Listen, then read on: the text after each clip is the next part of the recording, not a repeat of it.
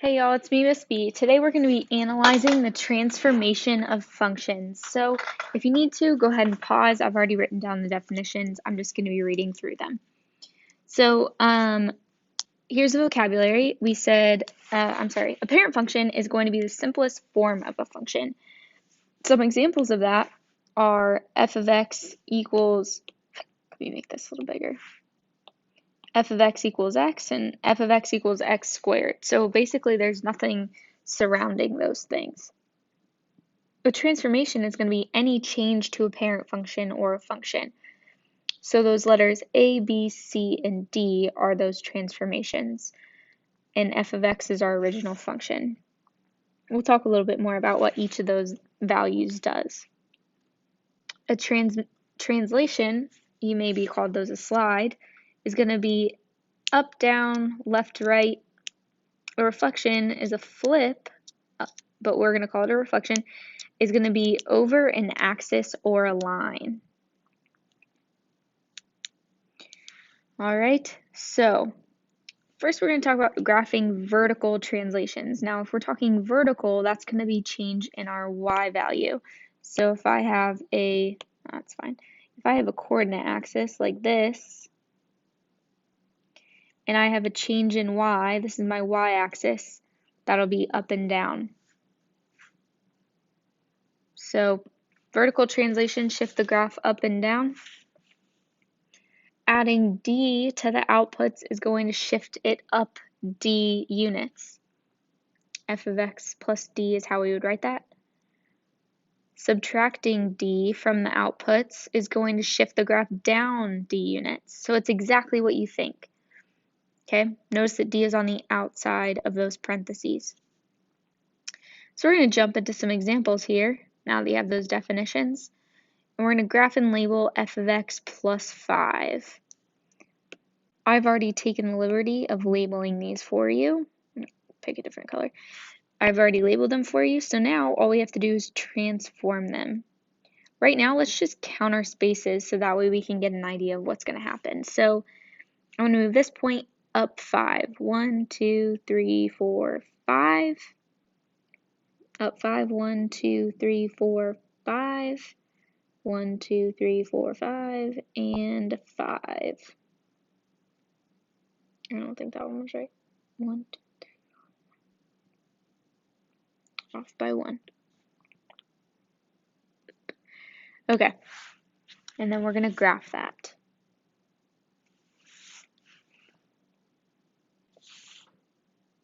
So looking at the graph, you can see it's been shifted up 5 units, but let's go ahead and look at those actual points. This right here is the point 10, 2. This is negative 3, negative 3, 7. We've got 2, keep writing the y value first, 4, 2, and 10, 7. All right, so looking at those values, I think I did write that wrong. Dang. Let me fix that point. There we go. Okay, now we're good. So 10, 7 and 10, 2, you can see that the change was in the y value. In fact, every single one of these, the change was in the y value. So that just proves what I've already told you, that you're going to change the y value. All right, so go ahead and do that next one on your own. What it should look like is this.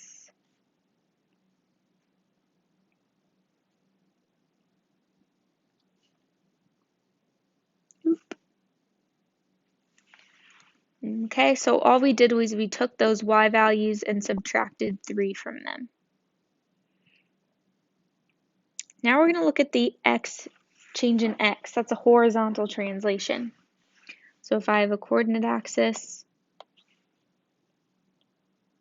oh, that's ugly.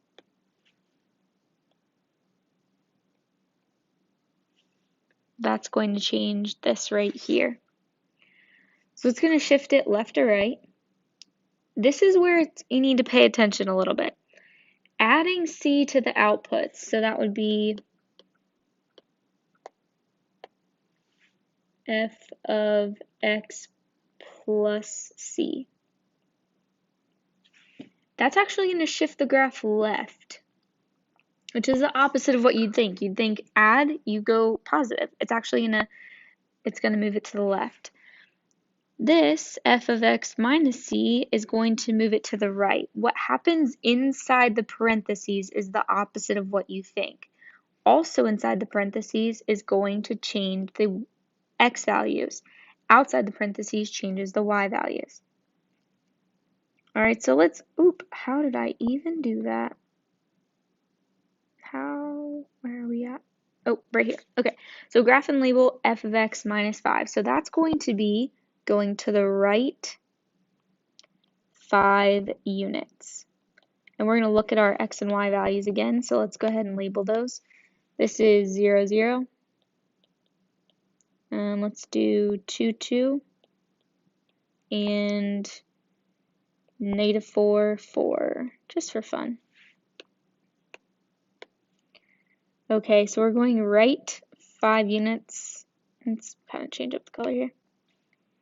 So move it to the right. 1, 2, 3, 4, 5. 5 and 5. Now if we draw that, dang. We draw that, looks something like this. So we can see that it just was pushed over to the right. Now let's go ahead and look at this next one, but let's do it algebraically. This is the same way you do y. So let's write our points.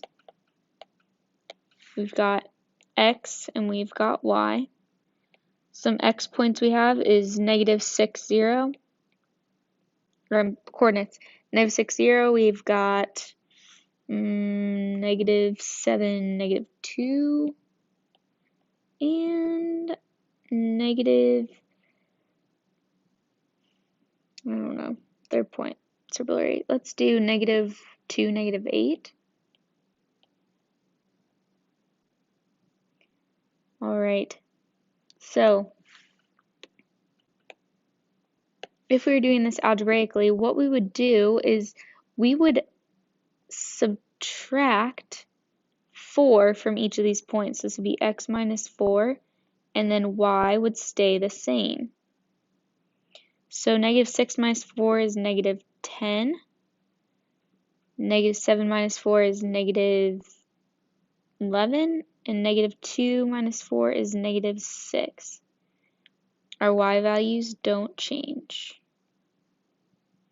So when we graph those points, negative 10, 0, negative 11, 2, negative 2,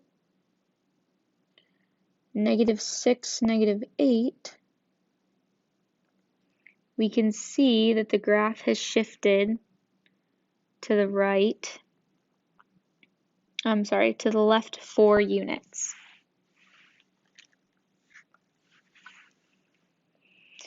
Finally, let's talk about reflections. So, if we have a f of x or b f of b of x, f of bx, then we have a reflection. If we make b negative, then we have f of negative x. That's going to reflect over the y-axis. Remember that the y-axis is the one that's straight up and down.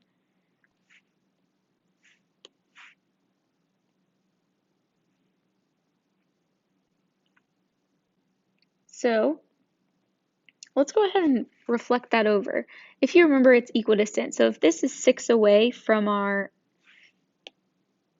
y-axis, let's make it smaller here. Okay. Y-axis, then it's going to be equidistant on this side as well. So we can just kind of count and move it to the other side. And so our graph looks like this. And so it's reflected over. Now if we pay attention to those points, this is 6, 0. This is this is 10, negative 8. Goodness gracious, I keep writing it wrong. Negative 10, negative 8. And this is 1, negative 9. Now if we focus on those x values, we can see that the only thing that changed is negative 10 became positive 10, negative 6 became positive 6, negative 1 became positive 1. There was no change in y. So with that being said, let's go ahead and do this next transformation with just using math. So we've got x and y. Our points are negative 10, 0 and 10, 8. So what I'm doing is I'm making, let's pick a different color. I'm making x negative. So x negative negative 10 is 10, and negative 10 is negative 10. Y does not change. I'm going to graph these points, 10, 0, negative 10, 8. I end up with something like, that was not close at all. I feel like there's a way to make this really straight, but I don't know. Yes. Got it. Okay, so we can see that it has been reflected over this middle line right here. All right, for this next part, we're going to reflect it over the x-axis. So the x-axis is the horizontal one. So for this first one, let's go ahead and label that x-axis and then do our reflections. So if I reflect it, it's going to be even spaces away. So here, this goes here, this comes down to, this one's 3 below, so it's going to now be 3 above. This one's 2 above, so now it's 2 below. And connect those points. Oh, I don't know what I was doing.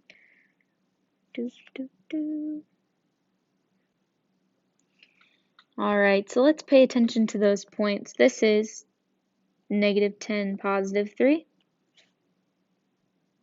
Negative 3, negative 2. 4, 3. And 10, negative 2. So if we look, our x values stay the same. It's our y values that changed this time. So our y values became negative.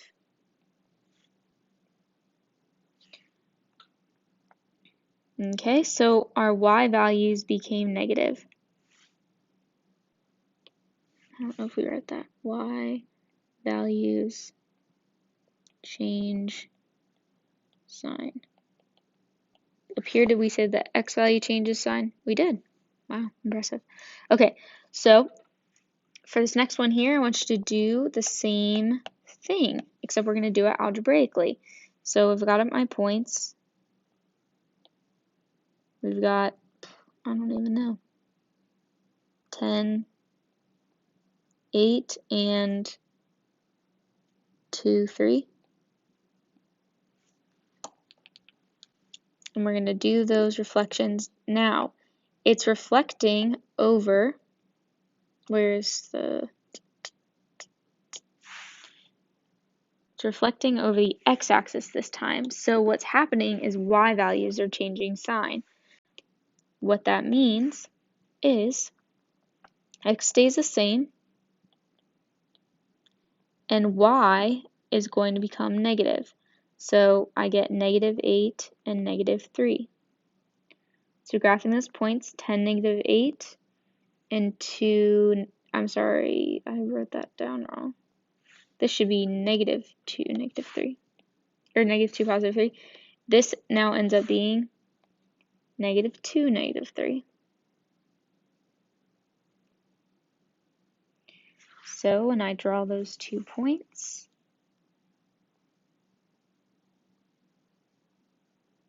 I should get that as my graph. All right, so now I have some key takeaways for you. Something you should have noticed is that with the function, or with the a f of b x minus c plus d, inside the parentheses, it tends to be the opposite is true. So if we're subtracting inside the parentheses, what actually we want to do to our values is add them. And if we're adding, we actually want to subtract. And always inside the parentheses, it's a change in x. Outside the parentheses, it's exactly what you think, and it's a change in y. So keep that in mind as we're working tomorrow in class.